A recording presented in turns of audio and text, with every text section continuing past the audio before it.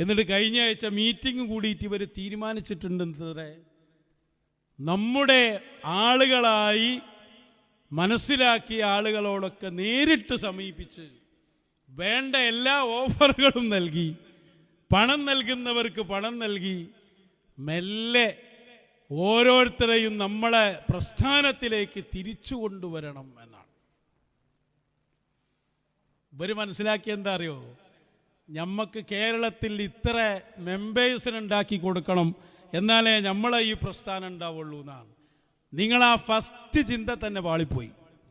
കാരണം എന്താ, ഞങ്ങളെ സംബന്ധിച്ചിടത്തോളം മശായിഖന്മാരുടെ തീരുമാനം അംഗീകരിക്കാൻ പറ്റുന്ന ഒറ്റ ആളുണ്ടോ, ആ ആളെ ആർക്ക് ആവശ്യമുള്ളൂ? മശായിഖന്മാർക്ക് ആവശ്യമുള്ളൂ. ഇവിടെ അങ്ങനെ പോവുക വരെ അങ്ങനെ ഒരു സംഭവമില്ല. മെമ്പർഷിപ്പ് കട്ടാക്കി പോവുക, അല്ലെങ്കിൽ ഇവരുടെ അവസ്ഥ നോക്കി നിങ്ങൾ. ഇവർ എത്രമാത്രം നമ്മളെ ഭയപ്പെടുന്നു. ഒരാൾ ബിസിനസ് നടത്തുകയാണ്, ഒരു ഉദാഹരണം. അതിപ്പോൾ AP ആയി, ഇനി EK ബാത്തിലായി, ഒന്നുമില്ലാത്തവരായി. ഒരു കച്ചവടം ബിസിനസ്സൊക്കെ നടത്തുമ്പോൾ ചിലപ്പോൾ പൊട്ടിപ്പോവും, ചിലപ്പോൾ ബിസിനസ്സിൽ ലാഭം ഉണ്ടാവും, പലതും ഉണ്ടാവില്ലേ. അപ്പോൾ ആരെങ്കിലുമൊക്കെ എവിടെയെങ്കിലുമൊക്കെ സാമ്പത്തികമായി ഏതെങ്കിലും ഒരു പ്രതിസന്ധിയിലായി ഇത് കണ്ടാൽ ഉടനെ ഓടി വന്നിട്ട്, പ്രശ്നമാക്കണ്ട, നിങ്ങൾക്ക് എന്താ വേണ്ടത്, ഞങ്ങൾ തരാം, നിങ്ങൾ അതിൽ നിന്ന് പോന്ന് കിട്ടിയാൽ മതി, കാരണം അത് ഉണ്ടായാൽ ഞങ്ങൾക്ക് അത്രയും വലിയ ഇടങ്ങാറാണ്. എന്നിട്ടോ നേരത്തെ ഇവിടെ ഉണ്ടായിരുന്നു എന്ന് പറഞ്ഞ കുറച്ച് ആളുകൾ കൊണ്ട് അനുഭവം പറയിപ്പിക്കണം. അനുഭവം പറഞ്ഞു തുടങ്ങുന്നത് തന്നെ, ഞാൻ സാവിയൻ്റെ വൈസ് ചെയർമാൻ ആയിരുന്നു എന്നാണ്. സാവിയക്ക് എന്നേ വൈസ് ചെയർമാൻ ഉണ്ടായി ചങ്ങായി.